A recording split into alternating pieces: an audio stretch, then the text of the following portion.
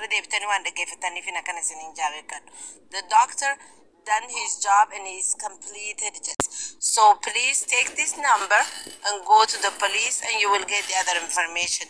This is all I can tell you about her jetteen. Akas kan dhagay. Khiyaafa qaisiitis wal bira qabuu fi jiraataa jechuudha maaliif fi waan gadhiisa bara. Waa hundi yoo paartii hin gadhiisa. Ya, waan kana ta'eef jecha. Assalamu alaikum warahmatullahi wabarakatuh. Urji hafuura itti qabne reefu mucootaaniif jecha ani nin dhaabaa urji itti fufi waan ati feete jedhu waan jechuun qaba. Rakkoon qabu salaamata isin jechuun. Wa alaikum assalam wa rahmatullahi wa barakatuh. Urji itti fufadhu gisee meeqa us jedhisiin jenne baafoonaan illa.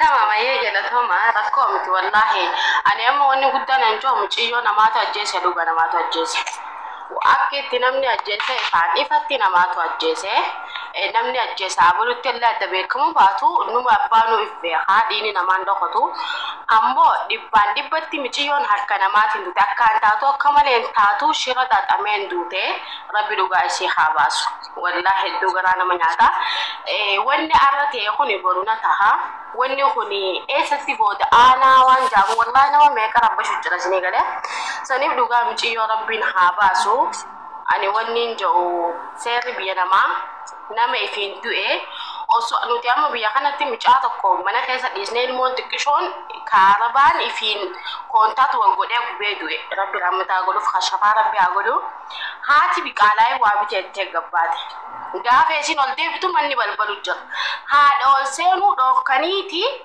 hanqa manni san guututti kaameeraadhaan waraabamee lafti sanii fi bakki sanii fi seenaa fi keessaa fi hundi isaa hanqa waraabamee dhumutti haadha ilmoo dhiyeessuu didanii jechuudha maaliif wanni sanii waraabamtee akka namni wanni san keessaa akka hin qabne qulqullooytee gabbaate sinagalee hanqa waan ifaanuu nama ajjeese lubbuu namaa ammoo taakkanoo fayyaa gachiistee duudata dhiiguu hin qabne eenyu ajjeese gaafa basareef kaasan dhaqanni waraabamu dhuguma yoo waan kana namni maallaqaan shaffanuu baate gaafa isii reefka isii fuudhan fiidiyoo waraabamtee bakki san waraabamee qoratama seera irratti wanni san garuu yoo namni keessaa akka hin qabaannes akkanaa namni keessaa akka hin qabu jaamees siif kannama waraqaan san jechuudha yoo namni harka keessaa qabaates namni akka harka keessaa qabu seerarraa fixatta kuni osoo wanni hundi osoo jiru ammoo isaan hundi shaffanu jiranii kun waan maallaqaan shaffanamee heera biyya namaa namuuni beekaa namni achi jirus akka achi jiru beekaa ka bakka biraa jirus akka bakka biraa jiru beekaa hanqa odeeffannoo qulqulluu qabanitti namni kufee yoo gaggabeehu hanqa du'aaf shakkamutti bakka inni itti kufame sanirraa suuraan kaafama fiidiyoo waraabamaa achirraa qoratamu saniif kuni wohuma maallaqaan shaffanamu jiru wanni edumaahu haasoo san keessatti adda ishinii ba'a tokko dhugaa himuu fadhaa tokko dhugaa deebisuu fadha tokko machittee sanuu ifa baasee himuu fadhaa tokko ammoo hin himiniija siigalee lubbuun nama guraaramaa bultee jechuu eduma sanuu ammoo ijoolluma tana keessaa nama dhugaa baasu rabbiin haa baasu abbaa rabbii jedhaa bilbiluma obboleettii naanna didanii bilbila obboleettii kun hoteeleerraa na bilbilaa jiru dhiifnuu naan jedhan Seefan qoyme boontu bilbila obboleettii qabdaa bilbila haadhatan ergaa qolleessanii ana obboleetti siin ergaanu naa bilbileeraa fi siifoo siin erga keessan kun amma asirratti na ergimee mul'ata ishii biyya keessaati kan biyya keessaati miti kaleessa lafa laftu kun beektan sana koo siin erga kaleessa lafa laftu qabaddu sittani maduwwaa 927 miti duwwaa 8 ishiin kaleessa dala kumbeedham amma naan ergitee turte Jamiilaan bilbila meeqa qabdi ani beeku inni kun duwwaa 86991 akka jettuun cufaatu gabbaasa guddaata meeqa iboon asawna jala naasayina jedhaa guddaata maallaa goota beektaa itti dawwaliiti isiitti mucattiitti dawwalii bilbila obboleettiin kee ittiin si bilbilte isa kanaa jedhi yoo siin isa kana jette amma teeleetti ergina bira ga'uu fan deemaa jira kana eega xiqqoo dheeqa muraasa aha dheeqa digdama ol gadhiisuun hin jiruuti Obboleettii ta'uu iyyuu mataa si dhorsee irraa naamurii beera keessa xiqqishuusi. DNA godha. Malan godha. Wallahi maal godha.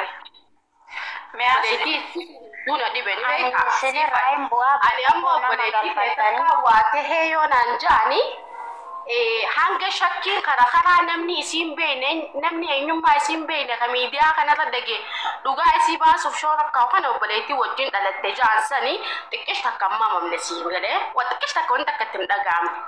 Ani wanni kun gaafii naaf ta'e. Ani amma obboleettiin xiyya takka yoo biyya namaa keessa duute hanga waan san qulqulleeffadhu namni waa duraa badan shakkii oddummaata yaani wanni hundi naaf dhugaadha. Yoo akkasi duute jaan ellaanuun dubbii gosaatiin na dhufee gosa yoo naa qoradhaa. Inni michiyoota na akka oromummaan naaf haa qoratu maatii irraa akka midhamne.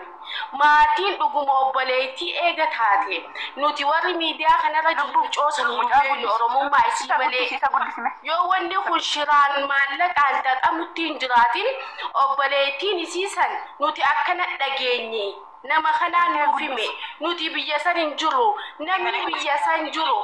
Yaa Oromoo rabbii jaa dhiiga obboleettii teenyaa tana qulqulleessaa akka nutis garaan nu fayyutti awwaallannaa akkamiin jechuu dadhaban. Anna dhiba wallaahi laazim. Ani amma obboleettiin xiyya takka biyyuma keessattuu yoo duute hanqaarreef keessi san akkamitti akka isiin duute hin barin garaan fayyaa nan qabu. Yaani shakkiin qabu. Hayyeeta biyya namaa keessa duute waa meeqa akkanaa jira akkasii jira jaanii namni dubbachaa jiru kana maatiin isii wajjin dhalatan dubbiin kun dhugaadha. Nuti gaa biyya san hin jiru warri biyya san jirtan nu dirmadhaa dhugaa obboleettii teenyaa nu baasa akkamitti jechuu dadhaba warri biyyaa dhuguma yoo kuboo muciyyoo san hin nyaatamin osoo nuti warri muciyyoo san hin beekne ka dhiigaan gandummaan bakka takkaa walitti hin dhiyaanne oromummaa fi gochi isii irra deemu kun nu suukanneessee qaaxiraa nu bulchee qaaxiraa nu oolchu kun maatii waliin dhalate akkamii gubuu dhabeedhaa baran kana dhibe. Obboleeyyan san nuti guyyaa waan kaa dhageenyu gabbaanee boonyee akkamii daqiiqaa takkaaf duuba afaan gosaatii deemu jira waan kana nu qulqulleessaa isaanirraa akkamitti dhabamu. Ani wallahi laazim dubbii micoota naa hedduu na guba wallahi. Hai maatii dhuguma micoon sana obboleettii isii taatee hai obboleettii miti nama wajjin nyaatteefu garaa si badan nama wajjin nyaatte nama baatii takka wajjin mana keessa galti. Urjii kaleessa inni abboleettii obboleettii kutusuu dubbisu argaa turte. Jalan tur gadeen gaddaatu wallahi laafii tan jalaan deemne. Softee maaloo akka obboleettiitti naasoftu xiqqoo boossuure jenna. Maal godhare jechuu jammarraa dhiisii amman boo'inii sila siya feenya deeti. Laasiifan ati amma ani obboleettii teeti miti hiriyaa teeti haa jennu zabana dheeraa miidiyaarra wal beenu.